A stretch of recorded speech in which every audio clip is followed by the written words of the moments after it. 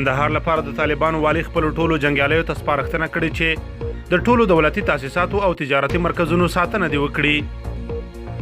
د هیواد په جنوب کې د مهم ولایت کندهار لپاره د طالبانو والي حاجی محمد یوسف په دغه ولایت کې د وروستي پرمختګونو وروسته د یو غږیز پیغام له لارې طالب ځواکونو ته د امنیت د تامین د دولتي او تجارتي مرکزونو د ساتنې جدي سپارښتنې کړې دي. نوموړي ویلي د منډیو، ګمرکونو، تجارتي مرکزونو او دولتي تاسيساتو ساتنه وکړي.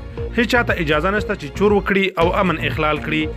نوموړي خلکو ته هم ډاډ ورکړی چې هر څه په پلان مخې ته وړي، د ویش بارډر دروازې د خلاصون لپاره هم جدي هڅې کوي او هر څه ژر به ټول خلک په ډاډمنه توګه تګ راتګ او تجارت پیل کړي.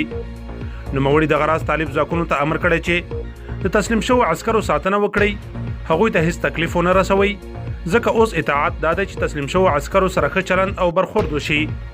ښاغلي یوسف په دولتي عسکرو هم یو ځل بیا غږ کړی چې د طالبانو د مشر د عامې بخښنې څخه په سمه توګه استفاده وکړي او ژر تر ژره تسلیم شي.